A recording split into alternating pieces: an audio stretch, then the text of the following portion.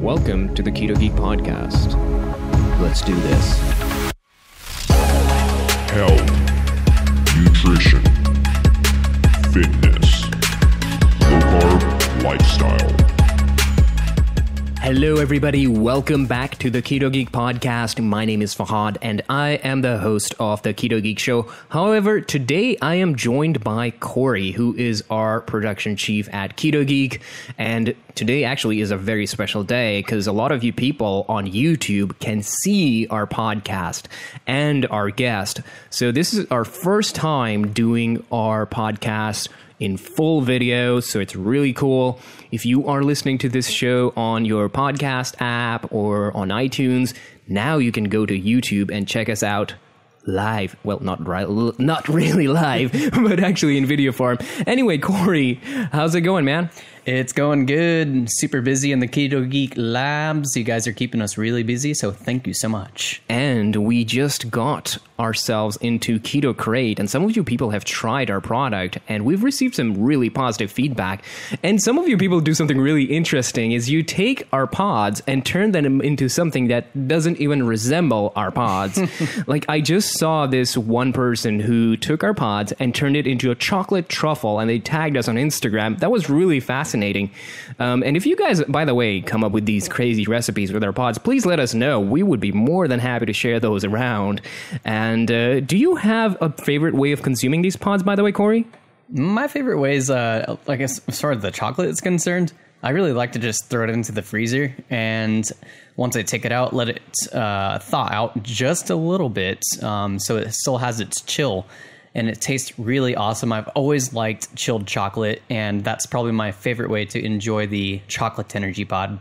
And some people are wondering, what the hell are these energy pods, especially if you are watching this on YouTube.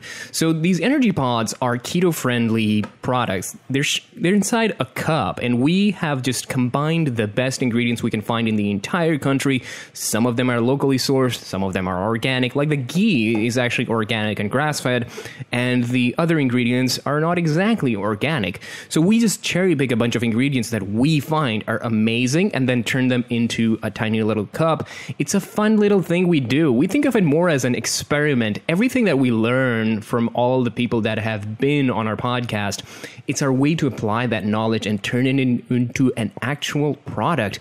And it's a really fascinating challenge for us because our end goal is to help end a lot of these chronic conditions using food. Do you have anything to add here, Corey?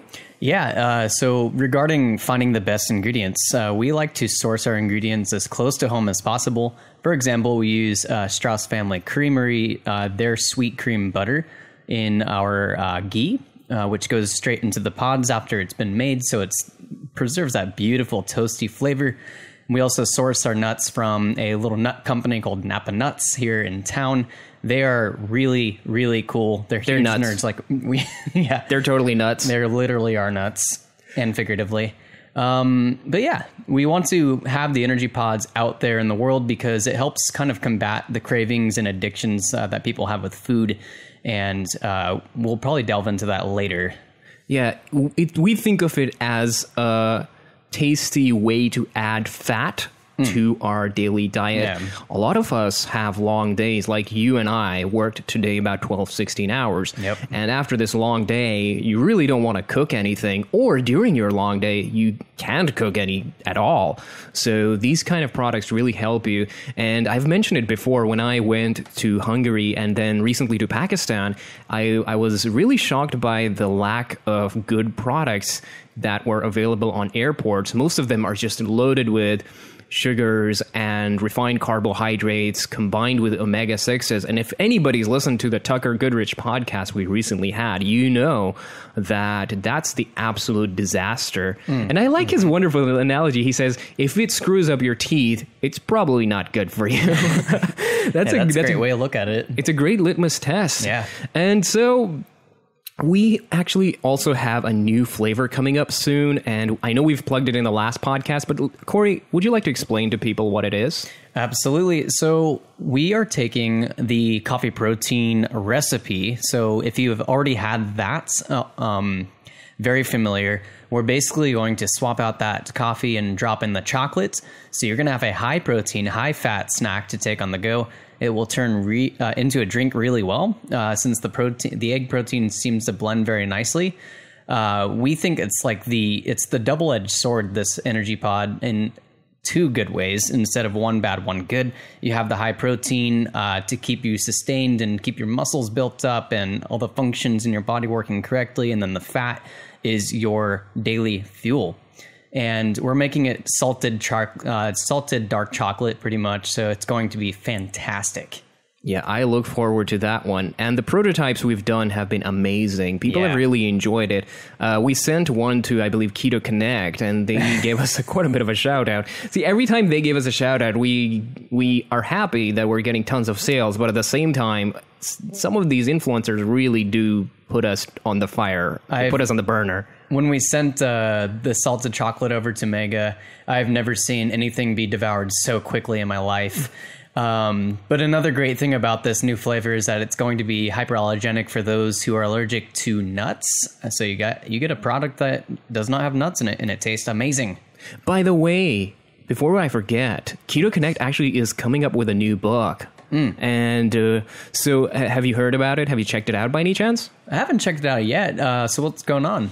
Did you get something in the mail earlier? So they have a new book, and it's called Keto Made Easy, and it contains about 100 different recipes. And I've gone through most of the book, as in skimmed through it, and there's something for everybody on it. So I highly recommend it. It's sort of like a keto for dummies. So if you have someone who is an absolute dummy or an idiot, you can totally give them, and they'll understand everything they need to know about keto and getting started on it. And these recipes are just so damn simple that some of them I think are just like five ingredients or 3 ingredients, and they take literally just under 10 minutes sometimes to make them. And that's the kind of stuff I like, because I'm not a cook. I don't even know how to find the kitchen in my own house. So I think, Corey, you're going to enjoy this book. Plus, they look really cool in this picture. I admire these two people. Like, they put so much hard work into what they do and creating foods that resemble the things that we're trying to get away from that are otherwise killing us. They look amazing. They look amazing? Yes. All right. So speaking of food, so when I started my keto journey and I was listening to Tim Ferriss and he had Dr. Dominic on there, and I started doing some research, I wanted some food that I could consume on the go, and I don't have to worry about tracking macros and micros and have the liberty to just do whatever I want. And so I came across this product, and I used it for a little while, a few months actually. I was on subscription, and it's called Keto Chow. Have you heard of that product? I heard about it a while back when you were talking about it at the yoga studio. You tried to get me to taste some, and I think I declined. Well, it's a really fascinating product because the founder of Keto Chow, Chris Bair, he's on a journey to reverse engineer basically food so that you can consume it wherever you want. It's in a powdered form, and you can add fat based on your needs or macros, combine it together, and drink it wherever you want. And what I really like about it, considering now we know about the different types of fats, you can add your favorite type of fat to it. Like, for example, you can add the Ketogeek ghee and combine it into the Keto Chow. Or you could add some heavy cream to it. If you're into olive oil, you can add olive oil into it. Just don't add a lot of trans fats or omega-6s. That won't be a good idea. And he's also part of the tech industry. And guess what? He happens to be an engineer. Oh, God, of course. So this conversation that I just had with Chris Bair, who's the founder of Keto Chow, was fascinating as we delve into some of the interesting ingredients that are constantly demonized by some of our people in the keto community, and we get to learn about what happens when food is just created from scratch. What about these certain chemicals and some of these important things in these nutrition labels? What are they all about? So this is a really fascinating conversation. So you ready? I'm ready. Let's do this. Let's do this. It is. Ladies and gentlemen, I bring to you the podcast with Chris Bair of Keto Chow. Chris, how goes it? Where are you from, first of all? So I'm from Salt Lake City, Utah. That's where I'm at right now. I pretty much just lived in Utah my whole life, except for a couple of years when I was living down in South America. But yeah, everything is going good. The only problem is it's getting warm now. And I don't have an air conditioner because our house is being remodeled. But hopefully that will get taken care of tomorrow. So Wait. South America. I'm going to pause there. Yeah. What happened? Oh, I was for about 2 years. I was living down in Chile, and yeah. That seems to be quite a trend in the tech industry, doesn't it? A lot of people love going in that region, based on some of the friends that I've noticed. So anyway, we've like sidetracked to the end of the world at this point. So how did you get into the keto low carb lifestyle, and where did the journey begin? So it actually first begins with Soylent. If you're not familiar with that, I'm sure you are. But for those in the listening audience who aren't familiar with it, there was a computer guy who got tired of all the hassle and rigmarole of cooking food and stuff going to waste and living on ramen. So he thought, well, we can engineer software and all this other stuff. Let's try engineering food. It kind of goes back to, in the Matrix where they have that goop that they were eating, that was, and it was nutritionally complete, that sort of thing. He actually wanted the goop. So he did that, and he launched a company. They called it Soylent. I actually thought it was a joke at first. I'm like, hey, somebody did a Kickstarter about something called Soylent. That's hilarious. But then I found out it was a real thing, but they kept on missing their target ship dates. I wanted to try it out because I needed to lose weight. Back then, I think I was about 270 pounds. And so I wanted to do it, but they kept missing ship dates. And there started up this do-it-yourself community where people were doing Soylent by themselves, making recipes, sharing recipes, that whole deal. And so I started messing around with a do-it-yourself called Keto Chow. It was very, very high in carbohydrates, mostly corn flour, masa harina. And see, there's the Chile coming through. I do speak Spanish, by the way. Although if you want to get technical, it's actually Castilian, but whatever. And it was really high in carbohydrates, and I wanted to do it so I could control calories. Back then, I still believed that it was the whole calories in minus calories out equals calories burned, or whatever. Yeah, that whole thing. And I initially lost about 12 pounds doing that do-it-yourself Keto Chow. That was back in like January of 2014. By September or so, I'd actually gone to a tech conference, Dreamforce, if you must know. And by the time I got back, I not only had regained the original 12 pounds I'd lost doing the do-it-yourself Keto Chow, but actually gained more weight. Like, it came back with friends. And I decided I needed to make a change, try something new. And I had heard about this keto thing. My initial introduction to it was just kind of in passing. One of my sons was suffering from epileptic seizures. And after my wife will correct me, but I think it's the 12th anticonvulsant didn't work. The neurologist said, well, if we're going to try another one, excuse me, sorry. And if that one doesn't work, then we're going to need to try a ketogenic diet. And they sent us home with some stuff, and we looked through it. I was like, this is crazy. It's like basically they would feed him an eggnog shake every day for every meal for like a week just to get him into ketosis, and then he would be living on fat. And we looked at this information and it just looked crazy. So, I mean, no way we were going to do that. Well, we were. You'll try anything when your kid's having problems like that. But then I never thought anything more about it. Didn't ever really hear more about keto until this whole do-it-yourself Soylent thing. And I saw that there were a bunch of keto recipes and people were having success with it. So I'm like, you know what? Why don't I try it? So I just kind of jumped in, didn't do any research, didn't learn about electrolytes, didn't learn about keto flu. And I got keto flu really bad. turns out the guy who had made the recipe that I tried had never actually done a ketogenic diet. He was just kind of making it up. Oh, here's a macro, and just throwing it together with a bunch of MCT oil. And so, yeah, I got keto flu really bad.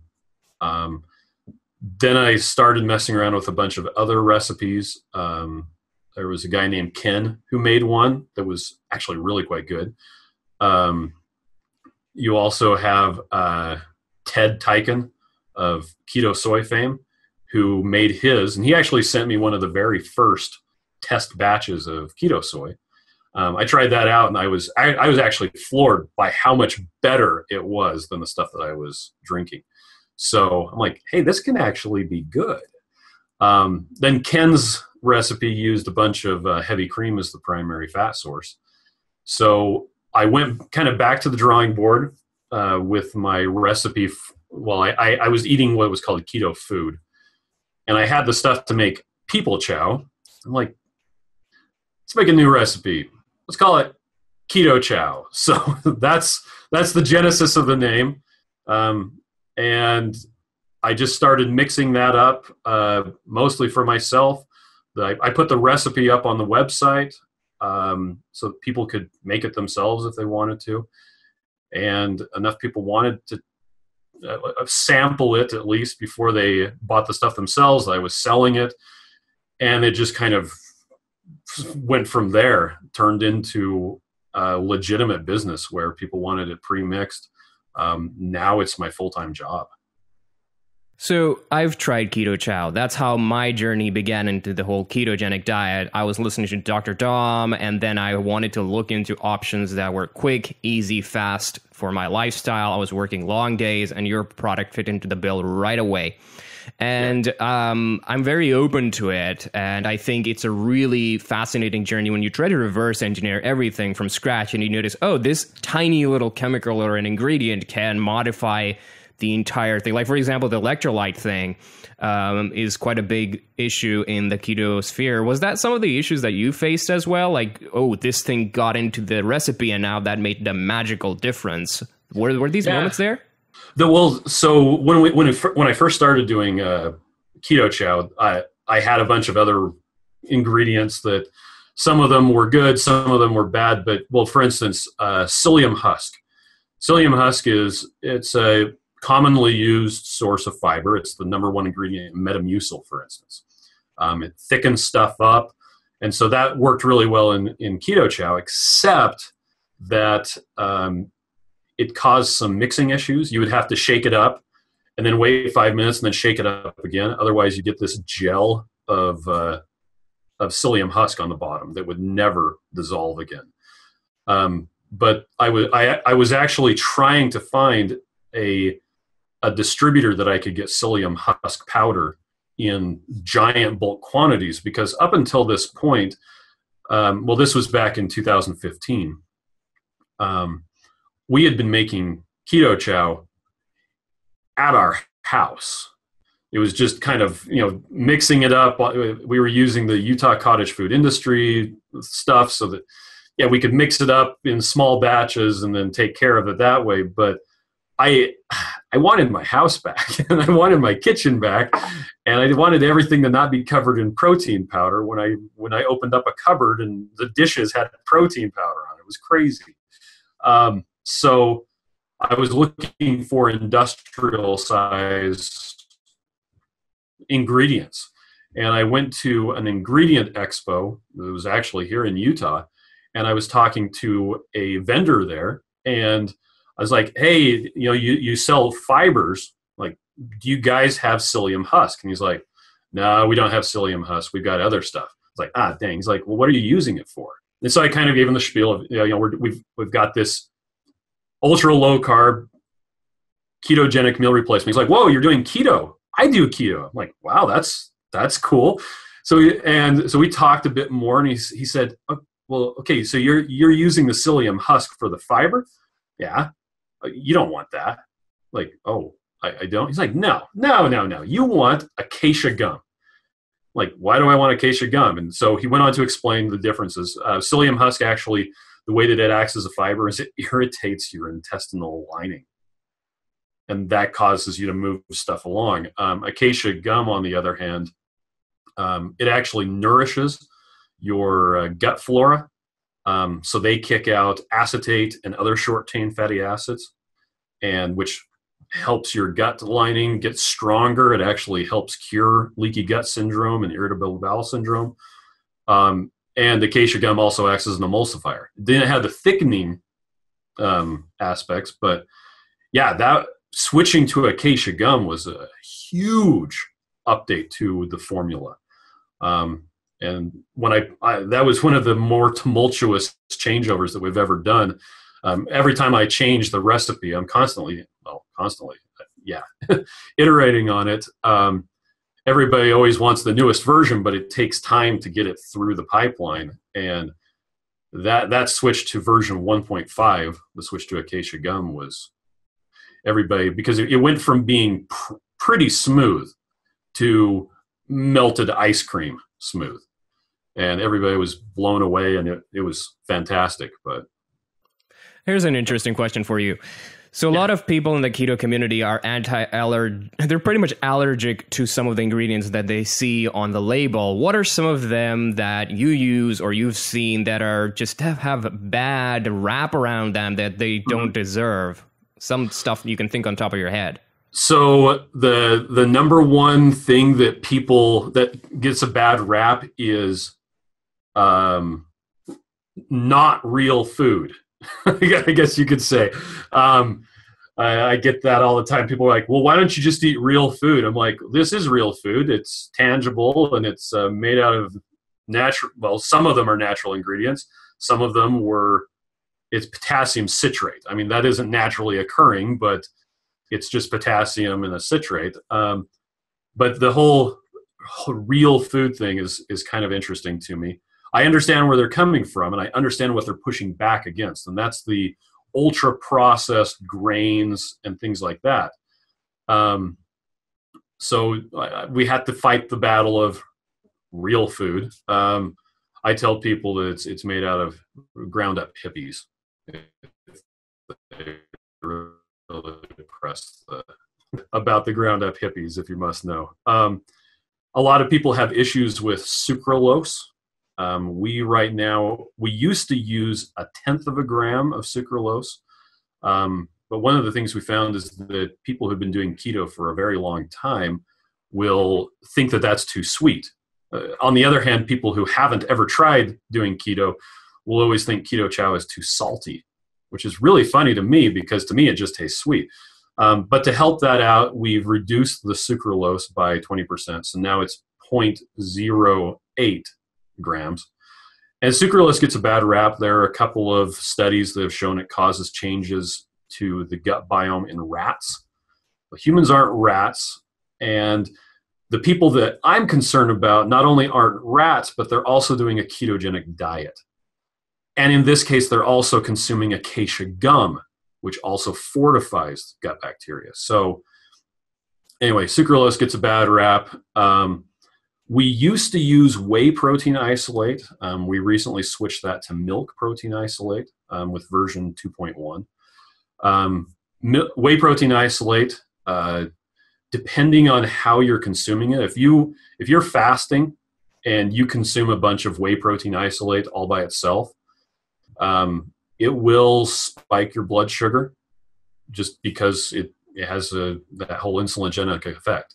If you're eating a lot of whey protein along with a lot of fat and vitamins and things like that, it changes up the equation a bit. But just to kind of ameliorate the qualms people had, yes, two awesome words in the same sentence, I switched over to milk protein, which was a win-win anyway because milk protein has a better nutrition profile. It mixes up with a better feel to it. It's like it mixes up like a thicker milkshake without even using. We hardly use any thickener aside from the milk protein now. It also has more calcium and phosphorus, so I could drop calcium phosphate off the ingredients. And so that was another big win. Another thing, we used to use, so when you make protein powder, they will usually lecithinate It's part of an oil. Generally speaking, you're going to see either sunflower lecithin or soybean lecithin.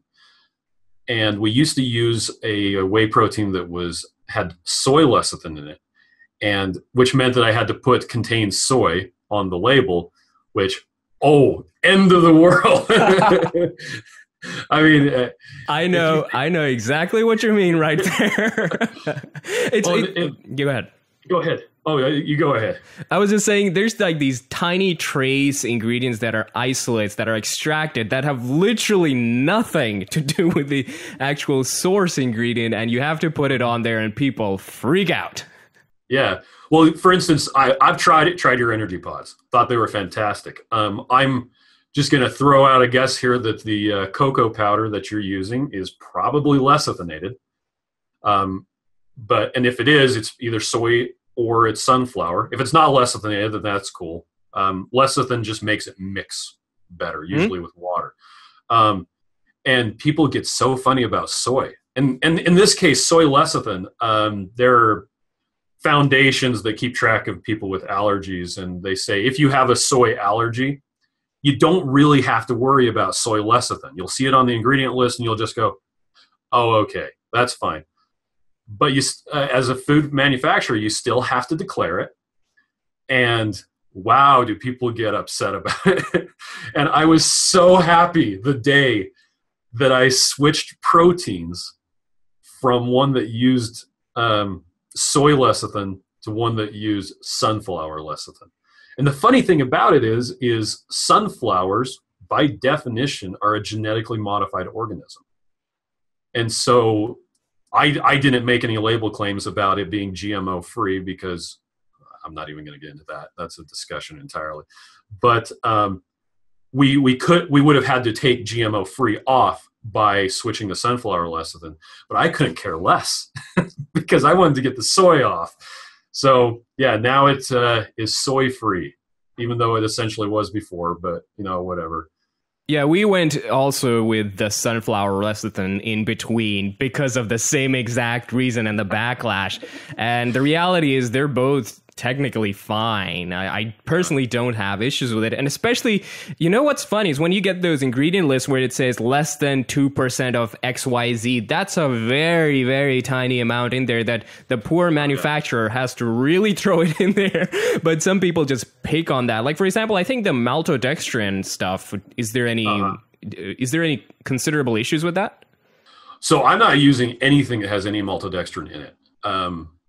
Back with earlier versions, way back in the day, some of the flavoring is a funny stuff. So by default, it comes liquid. And in order to powder it, they have to put it on some sort of a dry media. And traditionally, it's always powdered on maltodextrin. That's just what they do because maltodextrin absorbs a lot. It's cornstarch, essentially. And you're able to get really high concentrations of flavor on very little maltodextrin. We're talking 1/10 of a gram or less. But that is maltodextrin. And when I found out that my manufacturer was using a flavor that was powdered on maltodextrin, I kind of flipped out. Because I'm like, dude, you don't understand. We cannot have maltodextrin. And if we have maltodextrin, I have to declare it. And when people see it, it doesn't matter how much is on there. They're going to say, no. It's like cane sugar. If I put cane sugar on there, no. Or honey. No. It's just simply no. If it's those things do not belong in a ketogenic product, period. And so we had to go back to the flavor manufacturer and say, no, you cannot use maltodextrin. They said, well, the only other thing that we have is acacia gum. I was like, we're already using that. Do that. And so, yeah, all of our flavors are powdered on acacia gum, which is great.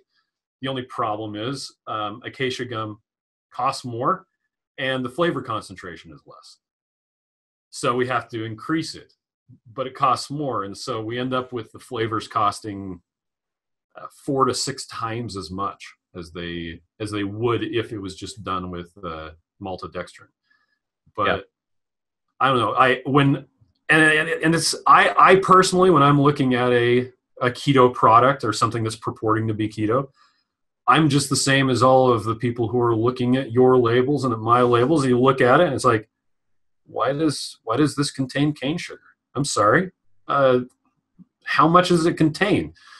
And I don't, when I do nutritional labels, now legally, according to the FDA, you only have to put, if you have 0.48 grams of carbohydrates in something, you're legally able to label it as 0 grams or less than 1 gram. I always take on my nutritional labels, I take things out to the second digit on the decimal, to the hundreds. Is that hundreds? Tens? Hundreds? Yes, to the hundreds. Just because, there's a big difference between a serving that has, 0.58 and one that has 0.50. If we're talking about net carbohydrates or something that, and I always want to know the exact measurements. I always give that to all my customers because, well, I like to think that I'm making something that I would buy for myself because I made it for myself and I'm just letting everybody else come along for the ride. But yeah, and sweeteners and things like that. Now, let's see, on your pods, are you using stevia or monk fruit, or what are you using? We're using a combination of monk fruit with erythritol. Okay, there you go.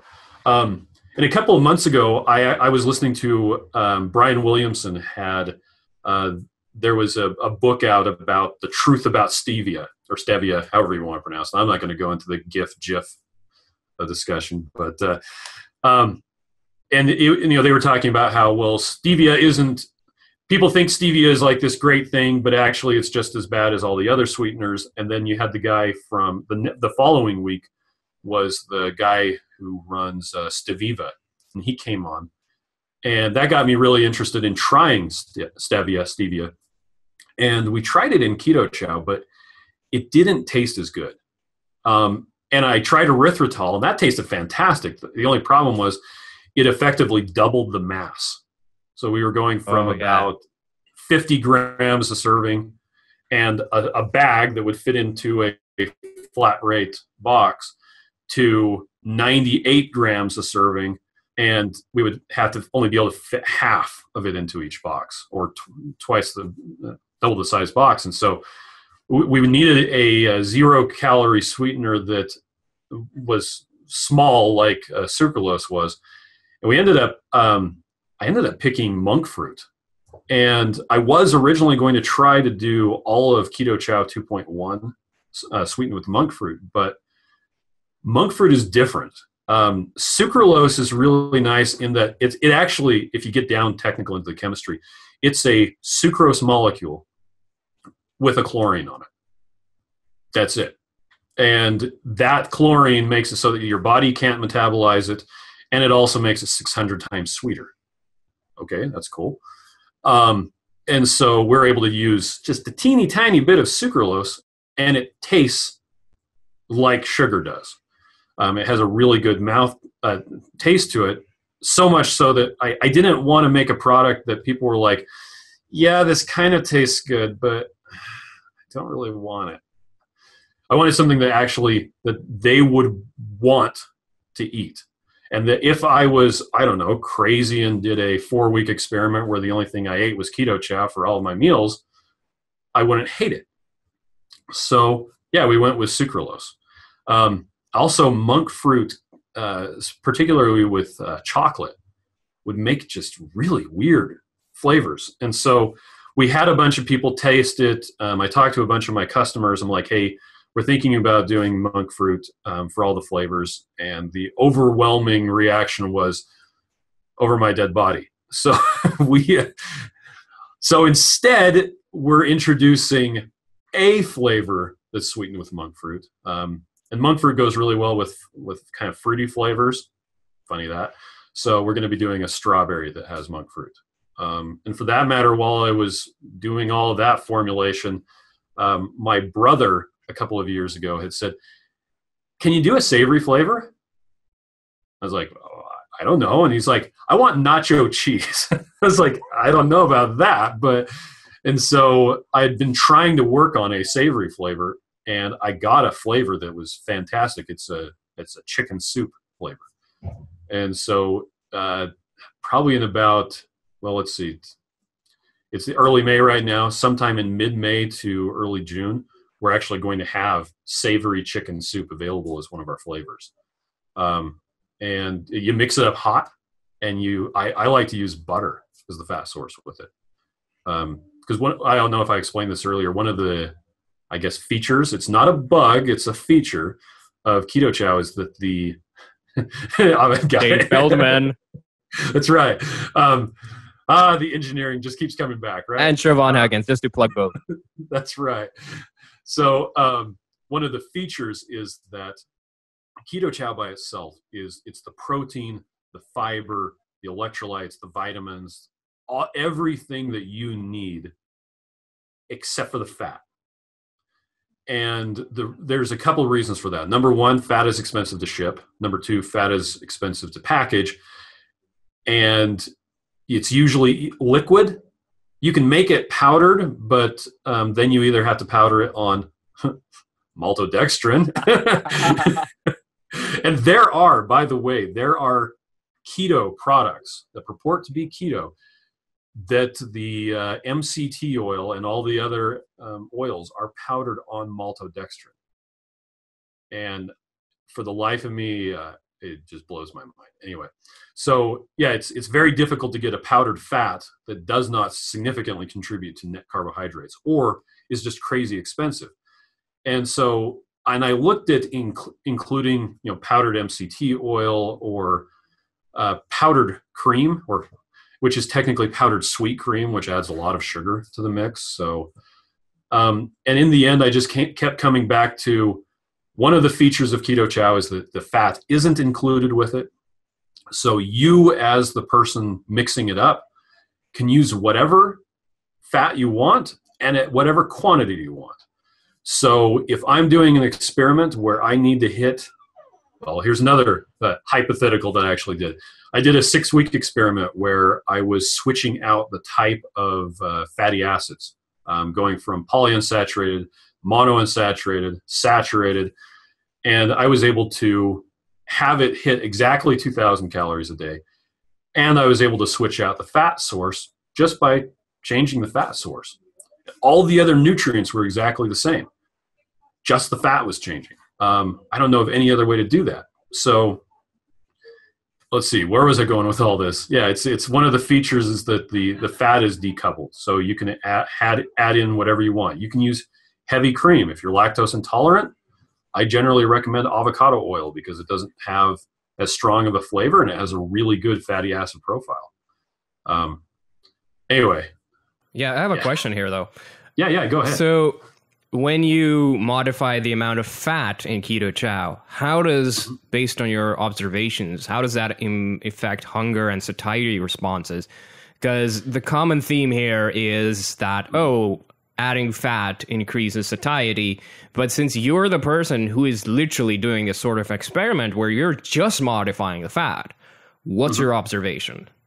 So that's actually a really good question because I did that 6-week experiment. I started with heavy cream and was getting 2,000 calories a day. I then switched to avocado oil. I then switched to grapeseed oil, which is polyunsaturated fat. Worst thing you could possibly do. And when I was doing just the heavy cream, I felt a bit more satiated than I did when I was doing the just the oil. Now that could be in part due to the fact that heavy cream does have some protein in it. So my protein was about 2 grams higher that week. But I really like the mouthfeel of the heavy cream.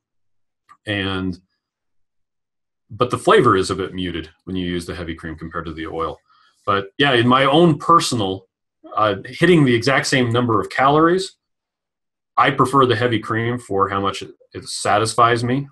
But when you go, I have daughters that are doing keto and that like to use Keto Chow to take for school lunches, for instance. And I will usually mix up, we've got several what's the best word? Got several shelves in the fridge, and there's a fridge that's almost exclusively Keto Chow out in the garage. And one shelf is Dad's Keto Chow because that's about 2,000 calories, and one shelf is Mom's Keto Chow, which is about 1,600 calories. And my daughters really don't need that many. They could probably go for 1,200 and they'd be fine. And if they take mine, they usually only will finish about half of it. If they take theirs, they'll finish the whole thing. So adding more fat to it definitely does increase the satiety, which is kind of cool. Yeah, but one of the things that would be really interesting is, let's say you have more heavy cream versus less heavy cream. So is that also a factor? Like, let's remove all confounders. The only thing that we're modifying is just the fat content. Would that influence the satiety and hunger? Yeah, when I actually tell people who are new to keto, especially, and people that are new to Keto Chow, when you're starting off a ketogenic diet, the number one thing that you're really going to have to get over is the carb withdrawals and just getting into the whole understanding how your body is working. And I always recommend to them to start with much higher calories than you think you need, just because you don't want to be hungry and fighting the carb withdrawals. If you're satisfied because you've had enough fat, you've eaten fat to satiety, then that's better. And when you're starting off keto, eating fat to satiety is going to be a lot higher than it is after you're 6-7 months into it, and you're able to access your body fat stores and the whole deal. And so I'll tell people, let's say that you're probably going to need 1,800 calories a day, just to throw a number out there. You probably want to actually start off going for maybe 2,000 or 2,200 calories a day. Just get past starting keto first. Be really full, really enjoy it, and then you can start bringing down the fat amount after that. Because, well, as the two keto dudes keep on going off about, fat to satiety. So, yeah, and that's where I stand as well. And a lot of the times when people go on a ketogenic diet, they automatically consume far less calories in general. Yeah. That's the anecdotal observation as well. So what about cravings when they consume Keto Chow? I would imagine since it's sweet, it'll stamp out your sweet tooth completely. Yeah. It takes care of that pretty well. It's also, I have really a lot of electrolytes in there. The one electrolyte that I wish I have more in there is salt. And I leave that out. I have it at a decent level. It's enough that you shouldn't get keto flu, and it's right about 100% recommended daily allowance. It is a little bit low for a ketogenic diet, and that's deliberate. The reason for that is people who are new to keto, like I said, they try Keto Chow, and they're like, "This is really salty. I mean, it's good, but it's really salty." And people who have been doing keto for a while will taste it and they're like, well, this is kind of sweet. And the response is just add more salt. And they're like, oh, yeah, I guess I can do that. Taking salt out is very difficult.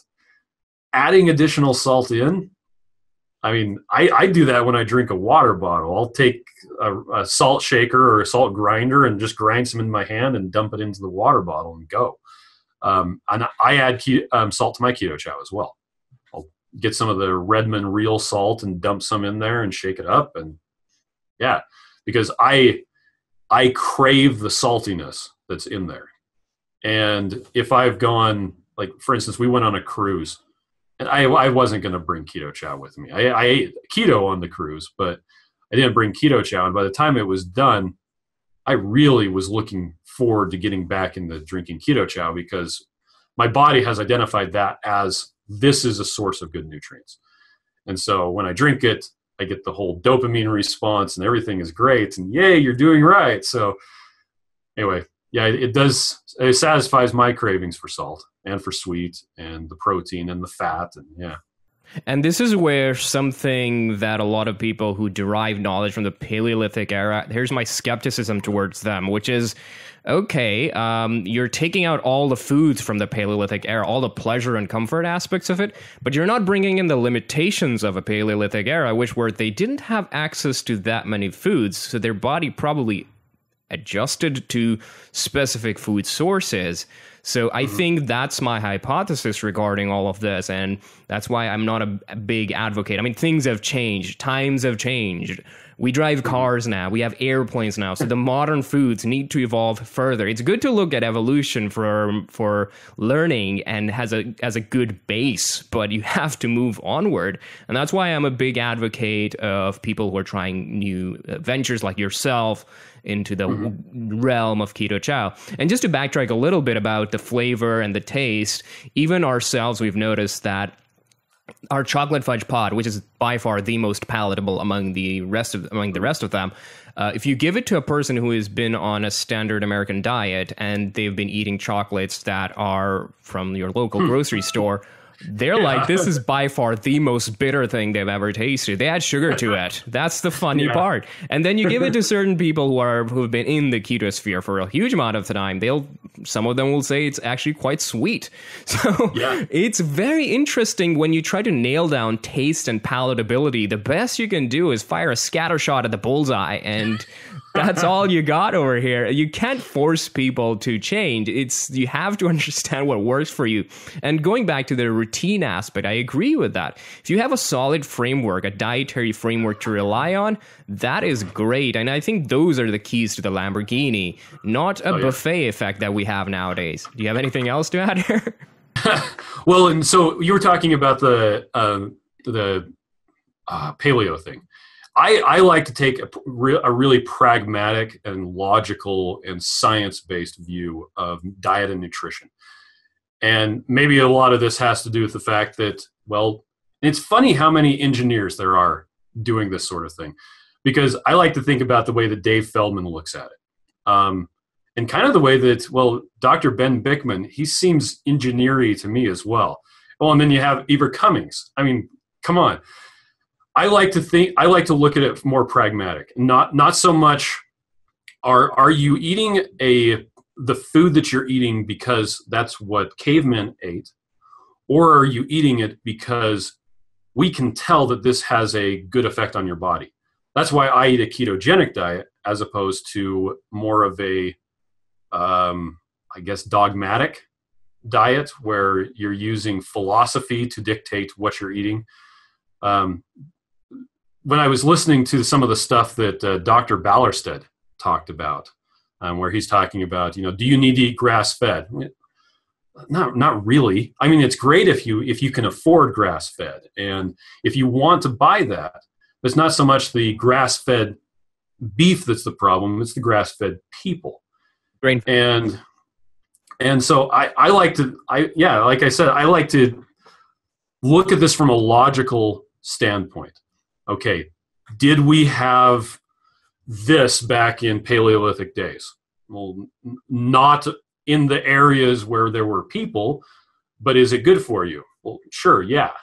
I mean, could you eat kangaroo tail? Well, maybe if you were a Paleolithic person from Australia, but someone from Africa wouldn't have eaten kangaroo tail, but could you eat kangaroo tail now? Richard Morris thinks you can, so... And that's kind of one of the guiding principles with the way that I formulate my stuff. I'm not so much looking for a dogmatic or a philosophy-based reason for putting stuff in. I won't put maltodextrin in because, well, that is maltodextrin. I'm not going to put it in. I'm not going to put in honey. Should I put in a protein powder or a vitamin mineral premix? I use a vitamin mineral premix so that I can have 100% nutrition in Keto Chow. So if you eat Keto Chow for 2 meals or something like that, you're not going to be low on selenium that day. And did they have that during Paleolithic times? No. But it's science-based. And that's kind of the way that I look at this sort of thing. I'm in the boat here with you on this, and I call this cherry picking, which people think is a horrible thing to do, but I like to choose whatever I can to get the best results possible. And so yep, that's a very dogmatic position. You have these camps where they don't want to budge from their point of view, and I think it requires a little bit of a courage and getting outside of your comfort zone to understand how each and every chemical or any ingredient impacts your body or the food as a whole. And one of my biggest gripes is when people say, oh, extreme, now this might be a little controversial, but people say the most addictive thing ever is something that is extremely high in carbs and extremely high in fats, which is kind of, I find it really difficult to imagine, because the first thing I'm thinking about is dextrose mixed in MCT oil, and I don't really find that too appealing. So you have to understand, food comes in a combination. It's a conjunction of many things, and you and I can probably relate to that more so than most people who are just stuck in there, oh, let's eat real food, real food, real food. And the fact is, real food has changed so much through selective breeding. And we did a podcast with Thor Hansen as well, and everything's just become larger. Like fruits are more fruitier, they have more sugars in there. And so you and I are people like, hang on a second, let's pause for a second and understand what's going on and try to hit a little bit of a reboot and try to figure out what to do. If they're doing cherry picking by selective breeding, then we need to start doing cherry picking of our own. So that's where I stand, man. Yeah. Well, like you said, the whole real food thing is, in a way, and I don't want to criticize them very much because, like I said, I completely understand what they're fighting against, and they're fighting against the processed. They're fighting against Pop-Tarts, is one of the things that they're fighting against, and I understand that. And when they're talking about people just need to eat real food, yeah, they just need to eat real food. Now, on the other hand, butter, well, that's not really a real food. That's something it's processed. And do I eat butter? Absolutely. What about bacon? Does bacon occur naturally? No, it doesn't. It has to be smoked and the whole thing. So what's the difference between processed bacon and a protein powder that's made out of whey that has had the protein extracted and then spray dried? I don't know. It's just a different process. One's a more traditional. One is one that's based out of new manufacturing methods. So yeah, yes, I'm sure we could probably go back and forth this for a while. and one of the most important things, just to bring it here, and it's really important to note here, that initially processing was created to make food safer, like remove certain toxins, certain things that naturally exist in, for example, certain plants that need to get out. And if you look at coffee right now, it's totally non-palatable. There's so much going on in there, but you have to extract it out, you have to process everything, and then same goes with certain fruits. You have to let them sit for a while so that they become more palatable, the nutrients become more available. So those kind of things are what we need to understand here. And just by pointing fingers at every processed food out there is not the way to go. But at the same time, I do get the point that there are companies that have mastered the art of just going past all your satiety and hunger responses and just destroying your metabolic system and your brain and everything. It's a bit of a tough challenge, but there is a big gray area, and that's where we need to reside. If you don't have anything else to add here, I can ask you a few questions. Oh, go for it. Go for it. All right. So do you read some sort of books or resources? Do you have where you consistently go to when it comes to learning about food and nutrition? So to learn about food and nutrition, mostly I'm just learning through podcasts, reading stuff on the internet. My background is in systems engineering and DevOps. So of course it's logical that I would go into nutrition, right?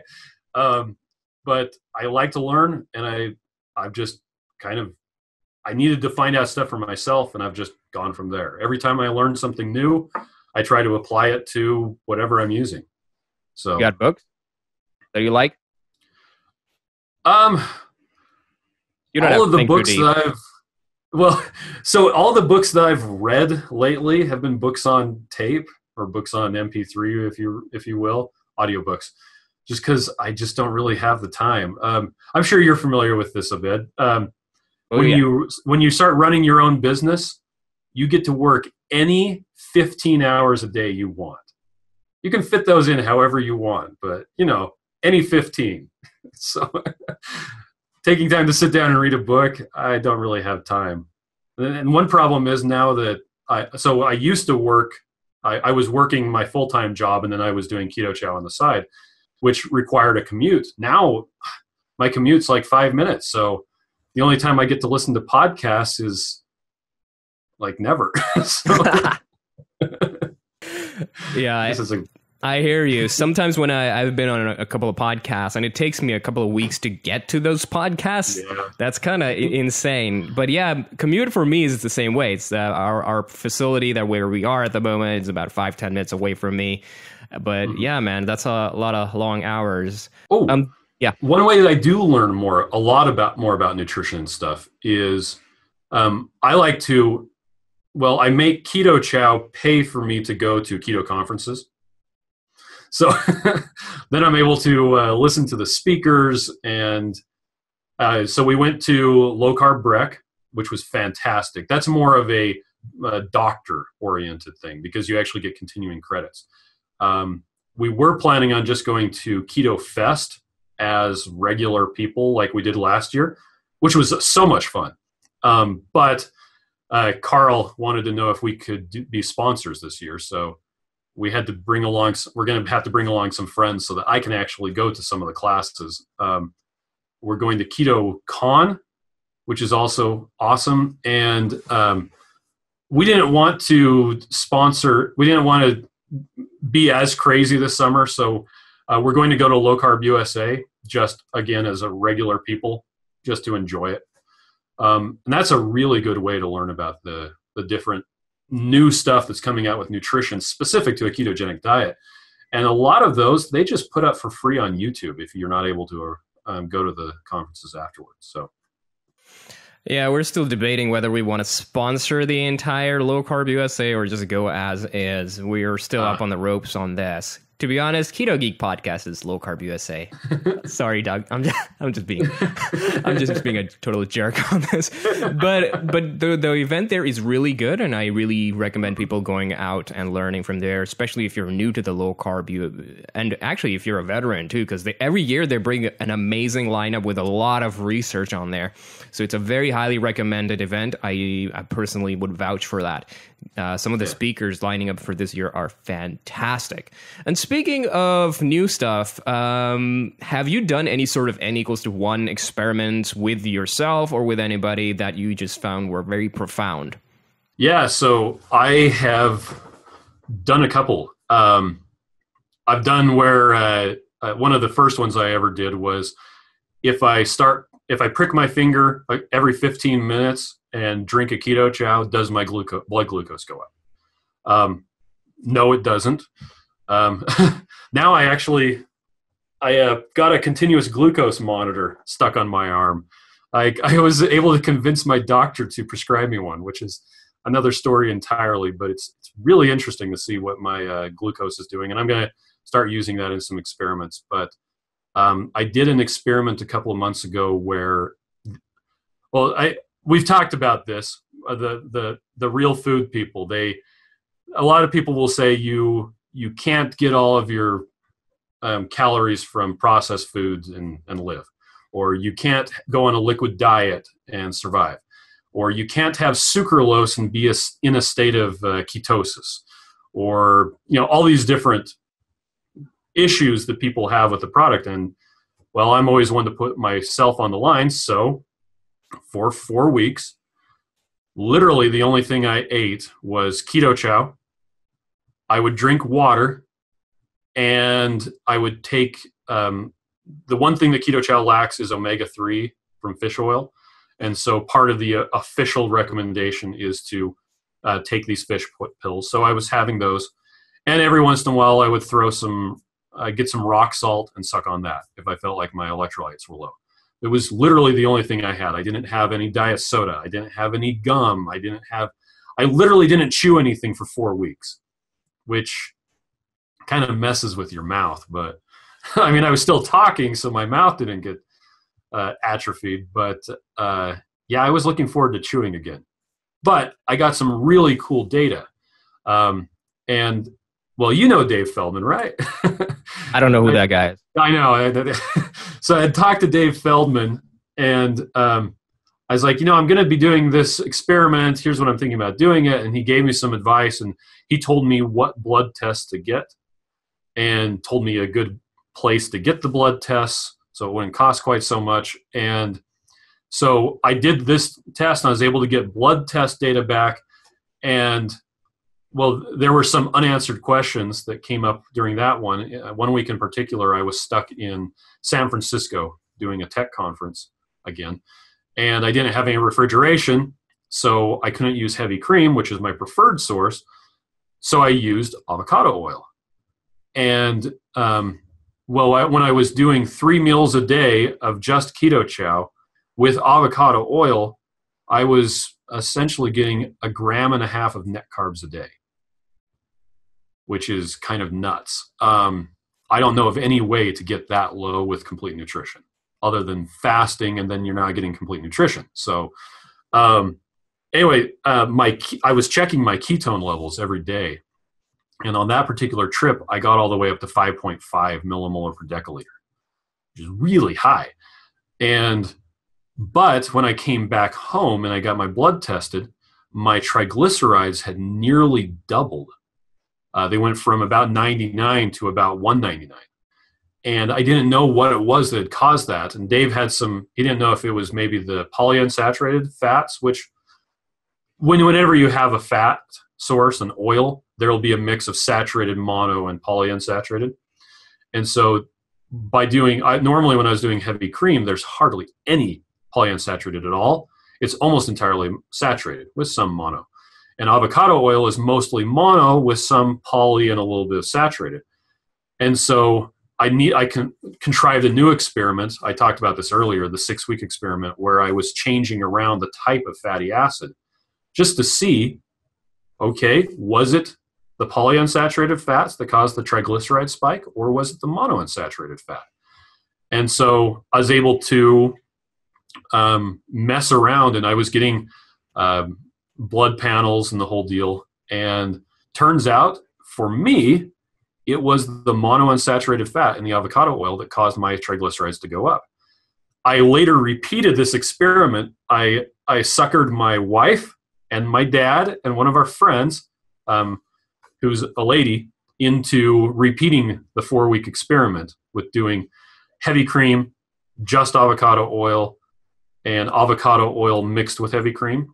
And none of them had the same spike in triglycerides after the monounsaturated. So, with an N equals 1 of me, yeah, it causes a spike. With an N equals 4, only one of the participants had that issue.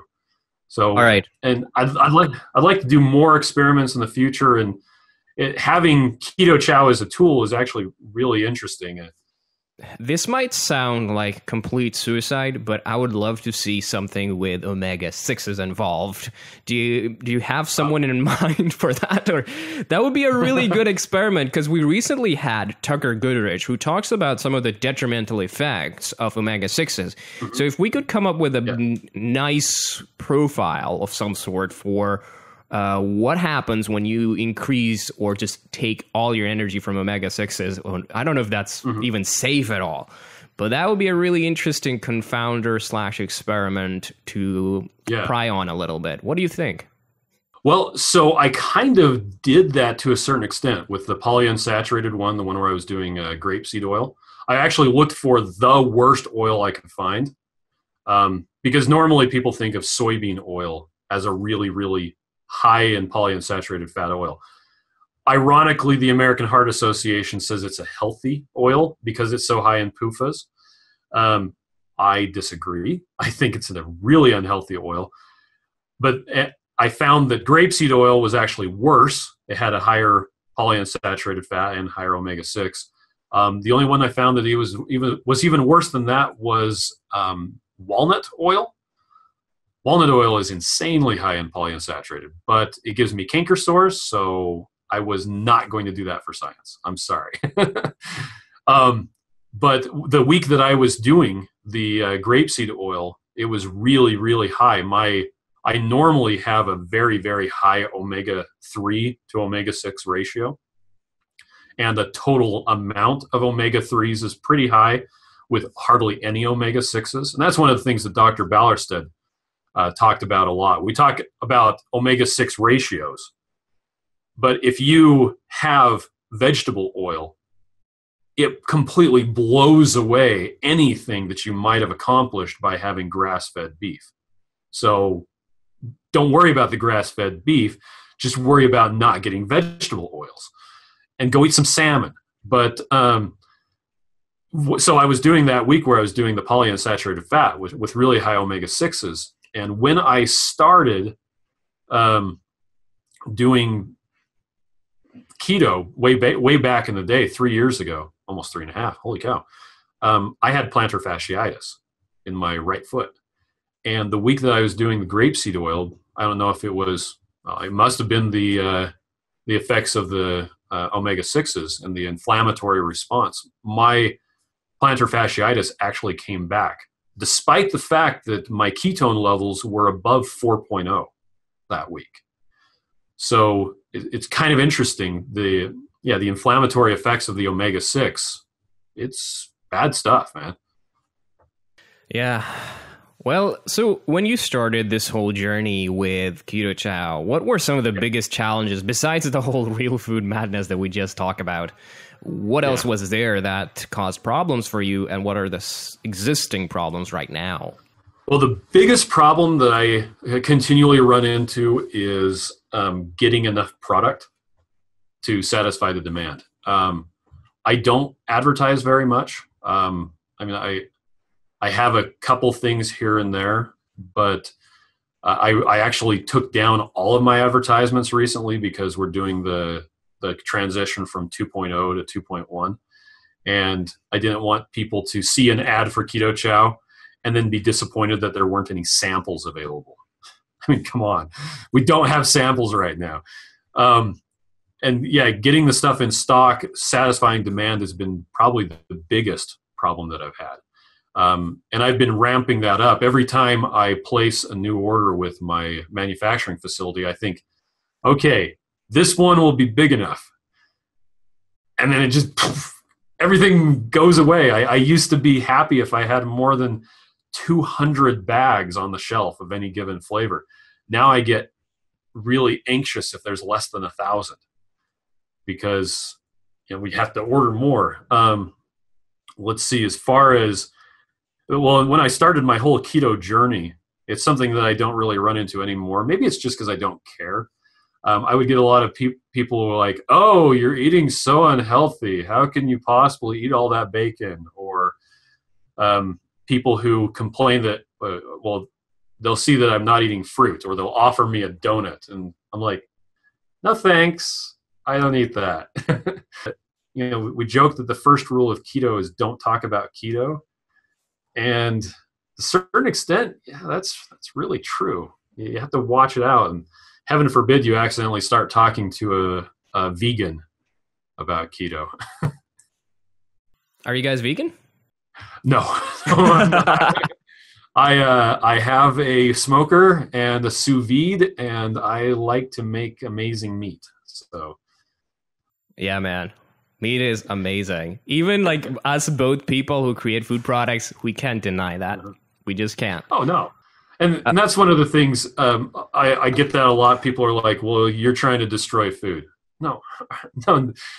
Keto Chow is here mostly to replace your, oh, crap, I forgot to make breakfast. What am I going to have for breakfast? What am I going to have for lunch? I need to drive 12 hours. What am I going to take with me? That sort of thing. Or I like to just mix up a bunch of them and stick them in my fridge. They last about 6 days, and so you can just grab them and go. Although energy pots are a good use for that as well, by the way. Yeah, we that was the main thing again. Is like I started with your product, and then since I had long days, I just was like, I need to create something as well. I was like, I want to have food that I can take on the go. And considering a lot of foods that exist in the market right now are just absolute garbage, we did not want it to make a full meal replacement, just something to take along on a 12-hour grind and consume while I'm also maybe going to the gas station once in a while and grab some jerky that doesn't have sugar. Like the bacon jerky is fine. I think that doesn't have that much sugar. So those kind of things I just wanted to incorporate into my life. And that's how the Energy Pod journey began. Except now we're just consistently tweaking it. And we're thinking of using a similar model to yours and Soylent does, which is 2.1 or 1.2 and that kind of approach where you consistently tweak the recipe and keep updating people on that. So what have you noticed? Is that like a good model which works good with your customers? I think so. A lot of people are, every time I change the formula, I invariably get people who are very mad at me because I've messed with their food, and they liked how it was, but then I always get more people who are happy, and so it is one of those you can't please everybody, but I try to. Okay, let's be honest. I'm pleasing myself, but I am trying to make other people happy as well and allow them to do keto easily, and so I look for that. Okay, what's best nutritionally and what tastes best given the constraints that I have. And I like to keep people up to date. Now, my mom thinks that that's a bad idea in that it's letting my competitors know what else I'm doing, what my plans are. But I like to be open and transparent with my customers. So, it kind of goes back to the whole crowdsourcing, Kickstarter thing. I don't know how many projects you've backed, but whenever I've backed a project, if they're not giving me constant updates about what's going on, then it kind of sucks. If I don't hear about what's going on for a couple months, then I get really antsy. But if they're constantly updating me, and well, if there's a delay and they tell me what the delay is, okay, I can understand that. And that's kind of the same model I like to use as far as updating. And I'm constantly iterating. I mean, we're just launching version 2.1. And in the course of rolling out version 2.1, I identified a problem that is, we're not going to be able to get in place until version 2.1.1. So that'll be a new version, which means that I have to print new packaging, which means that my printer gets to make new plates. So, which is expensive, by the way. Yeah, and another point to add here is we're constantly learning about new things, and we're always evolving as far as knowledge is concerned. And we like to directly apply it to our products, and I think that's a great way to do it. And right now, we just newsletter blast everyone, but we're also thinking about going from like beta phase. Like 3 of our products, the pecan, walnut, and the coffee worm, are practically in beta phase. The only one that's relatively complete is the chocolate one, which is on Amazon and various different places. So that one we would say is a 1.0, but everything else is still in, we're tweaking it here and there occasionally, and we will tell everybody about it. So that's a great model, and I think that might be the future of the food industry as a whole, where you constantly learn and immediately apply. And you have to realize the food companies, the modern food companies, are going to be the true guardians of what happens to the health of our world, because the first thing that goes into people's mouth before any biomarker changes is food. And if we start off with good companies like yourself, then we can totally drive a positive change in the world and create products that are satiating, that are healthy, that just end this epidemic of obesity and diabetes and the whole madness that's going on. So quality over quantity, and you are doing a fantastic job. So anything else to add before we start wrapping things up? I don't think so. We could talk for hours, by the way. I know, right? We could talk about specific ingredients and go on a tirade, like the science and the literature and everything. So you're the first person I'm talking on this podcast who's related to my industry. Everyone else has been either a researcher or a doctor or a physician and all those kind of things. But we the reason why I picked those people was mostly because I wanted to know how can we incorporate good foods into the healthy lifestyle of people and create a solid framework, learn from evolution and all those kind of things. So it's been a fascinating journey, and I would love to meet you at Low Carb USA. We should go out and grab some steak. There's a great Brazilian steakhouse down there in San Diego. All right. So any last topics before we go into the plugs?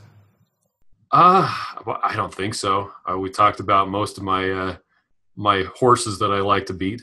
Oh, by the way, the most important question is, how do you actually make Keto Chow? So, well, in the battle days, we had a horizontal mixer that we would put all the ingredients into and weigh it out and the whole deal, then put it into bags. Nowadays, it's a long process of, I have to order ingredients. Some of the ingredients I have to order myself because they're ones that my co-packer does not stock. Like my vitamin mineral premix is my own formulation, and they don't get it. The flavorings, things like that, and the peanut flour, because we do make a chocolate peanut butter flavor. And they don't stock the peanut flour. That's just my stuff. But yeah, I have to put in an order. I have to give them half of the money up front, which is always a lot of fun. So I get to write some really big checks. But anyway, so they do the manufacturing. They have these giant, I guess you call it bins. I don't know. They're these giant mixers that have a spinning paddle inside of it. And then the whole thing kind of spins around like Lawnmower Man, I guess you could say. It's this giant mixer. So they do the mixing, they put it into a giant hopper, and then that gets filled into the bags. That way we're able to have FDA inspection, it's GMP manufacturing approved, and the whole deal. Also, my house isn't full of powder anymore, and we're able to scale it up. So if I tell them I need 5,000 of chocolate, they say, okay. It's not, oh crap, I have to go hire all the neighbors within a square mile and get them all over here mixing. So yeah, that's how Keto Chow is made. And well, and if you go onto my website, the original formula is still there, including videos where I show how to make it yourself. So how to measure it out and mix it up and that whole thing. So basics of, as a consumer, all you need to do is take the powder, put it, and then add it to, is it like a shake? Can you do a shaker bottle, or do you need, what can you use for mixing? So you can either use like a blender bottle, you can use an actual blender, you can use a Ninja. If you replace a whole bunch of see, I thought you meant how do I manufacture, not how do you make. Okay. If you replace a whole bunch, if you replace a whole bunch of the water with ice and run it through a blender, you can make chocolate into a really, really good analog of a Wendy's Frosty, like insanely good analog. But how I usually do it is I'll just take a blender bottle, dump in however much fat I'm using, a scoop of the powder, water up to the line, shake it up, stick it in the fridge. And depending on if I'm getting help or how many blender bottles are clean right now, I'll make anywhere from, I have 36 blender bottles at home right now. And if I mix them all up and everybody is eating it, that will last about 6 days. So, yeah. So you have to keep it refrigerated, correct? That's correct. Once it's mixed, because it has protein powder in it, the bacteria will just start eating it away. And I learned some interesting tricks when I was doing that week in San Francisco. If you use avocado oil, you can just dump the avocado oil into a blender bottle and stick that in your backpack and just have the powder in a bag. And when you're ready to mix it up, put in the powder, add some cold water and shake it up. With the chicken soup flavor, I was able to, well, you can't take liquid through security, but you can take butter. they have no problem at all with butter. And so I had a hydro flask, an insulated flask with a half a cube of butter just sitting in the bottom of it, and then a bag of the chicken soup flavor. And once I got through security, I found a coffee shop and asked them if I could have some hot water for my tea, which wasn't tea. And they filled up the thing, and I put the butter in there and shook it up, and that was fantastic. So, but yeah, it does either need to be refrigerated or kept hot after mixing. Awesome. Fantastic. All right, Chris, we've done quite a bit of talking, and this is the part where we start calling it. So how can people buy the product, and how can they find out, how can they reach out to you? So if you just do a Google search for Keto Chow, you're going to find us. The website is ketochow.xyz. .com was taken, and somebody tried to shake me down for it, and I didn't want to pay their protection money, so I just said, whatever, I don't care, and just went with .xyz. If you really want to get into it, I did the .xyz probably to annoy my mom, but she probably thinks it's it's XYZ, it's anyway, so but yeah, that's where the store is. We're on Twitter at Keto Chow, on Facebook, on Instagram.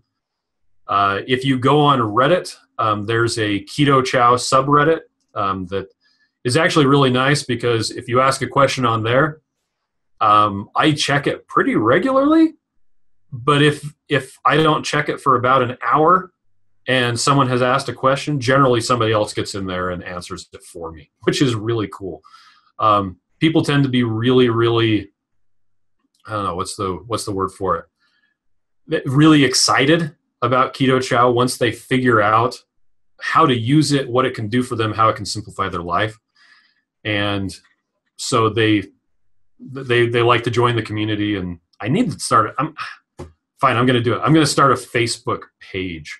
I've got a Facebook page. I'm going to start a Facebook group, because there are people who like to use Reddit, but a lot of people like to use Facebook. So by the time anybody hears this, there will be a Facebook group for Keto Chow as well. All right, I'm going to release it today. Okay. I'll be fast. All right. Okay. Awesome. Well, thank you so much, Chris. And it was a wonderful time talking to a fellow food company manufacturer and a really smart guy that you are. So we should definitely hang out and have a conversation in the future. You are a blast. Thank you for listening to the show. You can visit us at ketogeek.com to check out our premium, keto-friendly, and low-carb food products, including our infamous energy pods, made from the best ingredients we could find in the entire country. We also recommend signing up for our newsletter at ketogeek.com/signup, where you get exclusive discounts, rewards, product announcements, and the latest content we are working on. You also get a 10% discount on your entire order when you sign up. Go to ketogeek.com/signup to join the low-carb playground.